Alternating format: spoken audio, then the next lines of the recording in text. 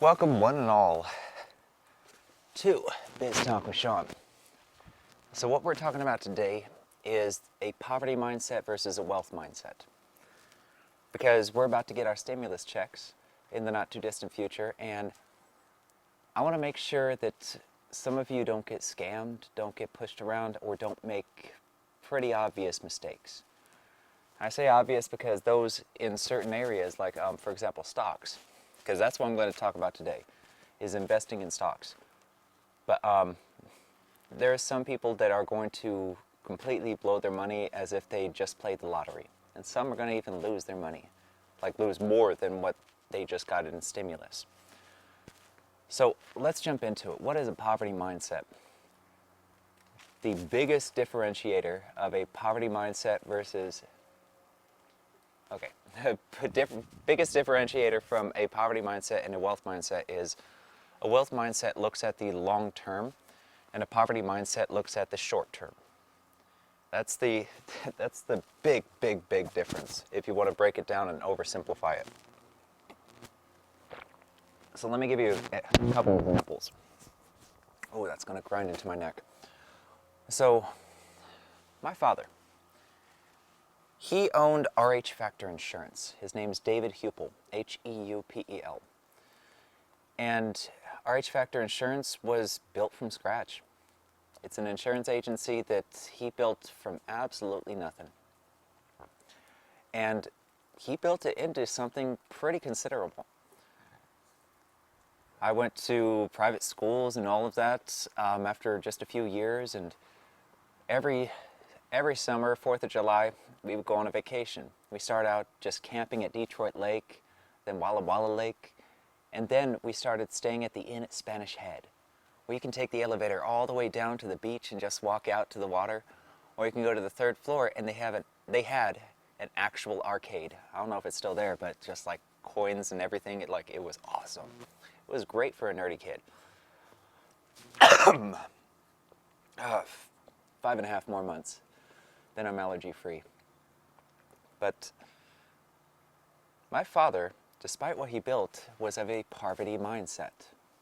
What do I mean by that? I mean, he was sending me to private schools, right? And taking vacations, all of that. If he was out of the tortoise and the hare, he was the hare.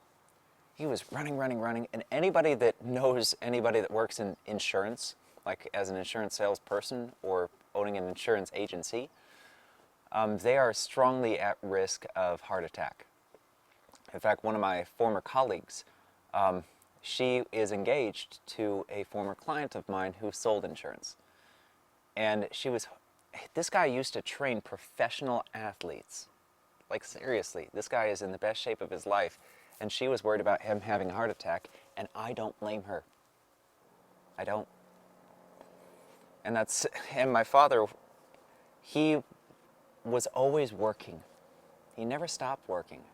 Like when he took days off, but otherwise he was always working. And then come tax season, I mean, gosh, he was unapproachable. He would be in it for days. My father didn't prepare anybody to lead in his absence. He didn't train any managers. He didn't trust anybody. And that was an externalization. He didn't trust himself. If you don't trust yourself, you're not going to trust anybody else. And he wouldn't prepare for tax season throughout the year. It was always a struggle, a hustle. Everything was always a rush. That's a poverty mindset. Everything has to be done immediately. It's always a rush. It's always immediate.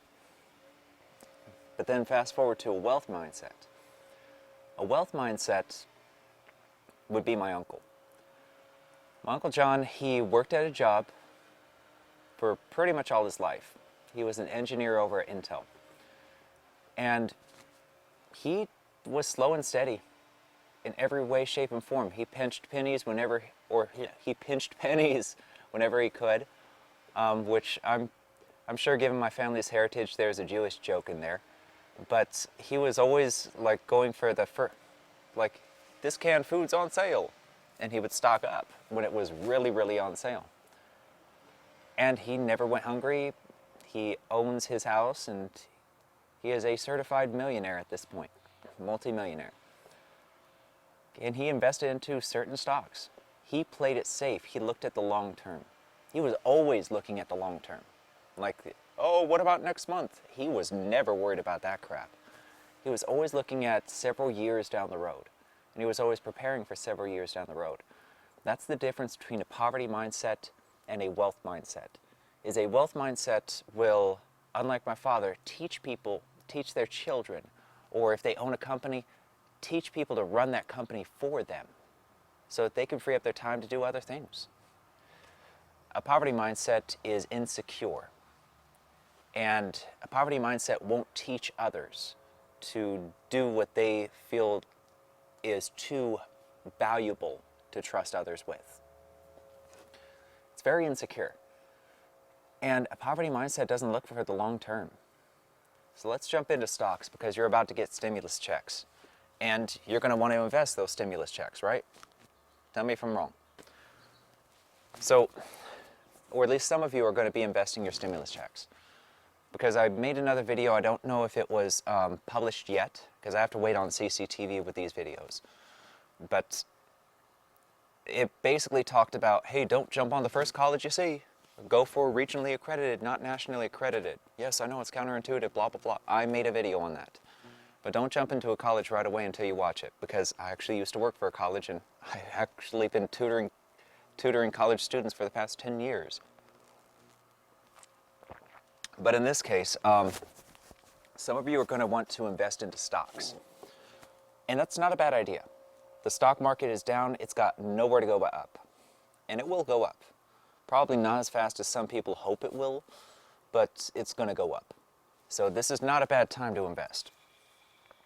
But it is a bad time to invest in certain stocks.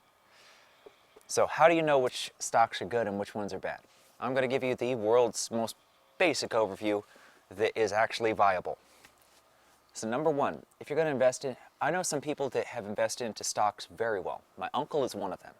He invested into stocks, he stayed with Intel until Intel literally forced him out of the job and said, you're retiring. And he was penny pinching left and right. He was being very, very conservative. I also know multimillionaires that have been very, very conservative, and they teach their children to do the same thing. Because they think about the future. They think about what's going to happen in five years. Excuse me. So that doesn't matter to you, right? You want to invest and you want to make some money off your stocks. Rule number one of that. Find an industry that you know about. Everybody's an expert at something. They've been following or doing something for at least 10 years, practically religiously. It could be fantasy football, I don't care. Find an industry that you are very intimately familiar with. One of my friends, he's a former empress of the court. I don't know if he still is now, but his entire income is based off of stock trading. And he only does it once or twice a week. He understands the pharmacological industry very, very, very well. I understand PC hardware, processors. I know that industry.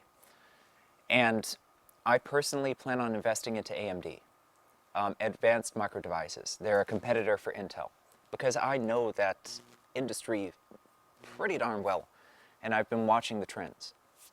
Now, they haven't necessarily dipped. Not as much as, well, pretty much any other industry out there. But I'm still going to invest into them because I know they're going to rise. And I've been watching the industry. There's some industry that you've been watching. It could be fashion. It could be cars. It could be apples. Like, seriously, there are people who are Apple aficionados. It's a thing. It could be video gaming. It doesn't matter. So find an industry that you know something about, that you know decently well, that you've been following. Because that brings us to our next one. Now look into the NASDAQ, NASDAQ. Okay, the NASDAQ's the primary trading for the U.S. And look up, type in NASDAQ, NASDAQ, and then search a company that you're familiar with in the industry that you're familiar with. Okay, what you're going to be looking at is you're going to be looking at the history of that stock. So before pre-coronavirus, how was it doing? Was it going up steadily? Was it going down steadily? You want up steadily. You don't want spike. You don't want to go for that. The reason being is a spike is always going to go back down. There are very few exceptions to that. But if it was going up steadily before Corona, or if it's still going up steadily, slow and steady wins the race. Ask any investor out there, unless they have a high risk tolerance, meaning they got money that they could just chuck around. They go to the clubs and they just throw money. They buy bottles. It's just stupid stuff for wasting their money. But they've got so much money that they can't. You're not that. If you're watching this on YouTube or CCTV, you're not that. Okay, so let's keep it real for a second. They can waste their money all they want to. What you want to do is you want to look at stocks that are going to steadily increase, because that's the wealth mindset. You're looking at the long term. You're looking at having stocks that may last all the way through your kids finishing college, if they haven't already. You want a stock that's going to continue to increase for the next 5 to 10 years. And what you're doing is you're hopefully latching onto it while it's still small. What stock market took a tank? Cool. Jump on it. That's what you're trying to do here. And if you're not, well, good luck to you. But you want to look up a company in the industry that you are familiar with, and then look at its previous trend. Was it going up steadily or was it going down? Now, it could be going up decently fast. Okay, that happens. And if that's the case and it's been steadily doing so, then follow it, because you're looking for the trend. Is the trend increasing or decreasing? Is the company growing or is it shrinking? That's what you want to keep an eye out for. And once you invest, don't put all your eggs into one basket. Do not. Because some people invested into Arby's. How are they doing right now? I know a few McDonald's owners. Like, there's one franchise out here that owns 11 McDonald's-ish. And I wonder how they're doing, because a lot of businesses have closed and their business has gone down dramatically. Okay, that's gonna happen. Some businesses, they're thriving, and some are not. So you don't want to put all your eggs in one basket, because you don't know what the next thing's gonna be. Right now it's coronavirus. Next time it could be a tornado that completely destroys Texas. Like, it just goes up and down. It's like it was erasing Texas. Okay, that can happen. And there are a lot of companies that manufacture things in Texas. And what happens when the shipping lines, when it freezes over and all of a sudden we get this huge massive cold front, and now every semi-truck is grounded? Some companies can't get their supplies, so they're going to go down. Okay, keep yourself diversified. That's why you saw in all those 1990s and 2000s movies involving business, yeah, I'm diversified. Diversification. There is a reason for that. You don't know what the next thing's going to be. Right now, restaurants are getting hit like no other. But something else could happen in the future if there is another crisis like this. Only it's not a virus this time. It's something else. And restaurants could be the only things that are open. In fact, traditional restaurants might be closed. And now it's all processed. Who knows?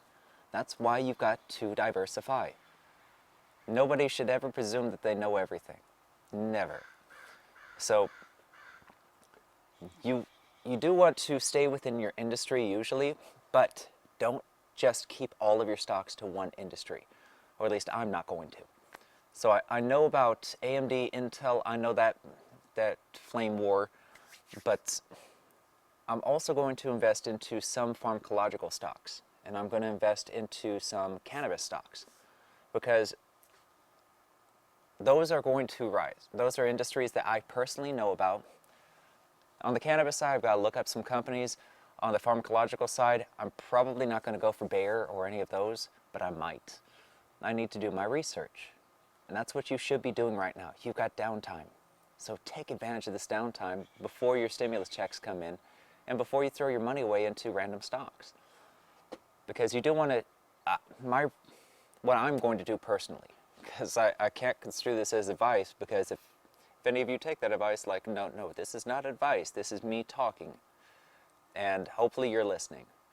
But what I'm going to do, and this is all legalities, by the way. So I'm going to invest into at least 3 different industries. But these are industries that I know about, that I have some familiarity with. That way, if one tanks, I've still got the other 2. And that's the purpose of diversification, is so that you don't put all your eggs into one basket. If one basket falls, okay, you got some cracked eggs. Everything else is going great. You got to look at the long term, the long haul. And that's the difference between the tortoise and the hare. And the poverty mindset and the wealth mindset. Wealth mindset looks at long term, long distance.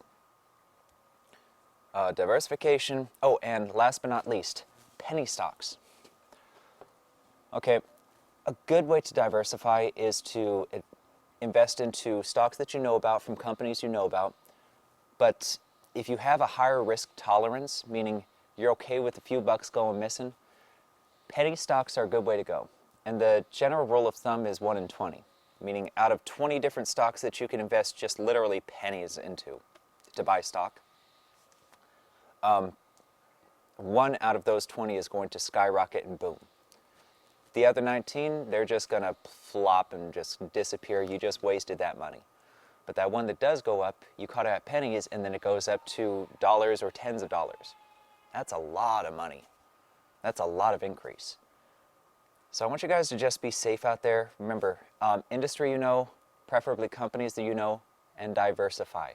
And then if you go into penny stocks, I mean, that's another form of diversification. Stable stock, penny stock, that's up to your risk tolerance. Know your risk tolerance. Final thought. Set a limit.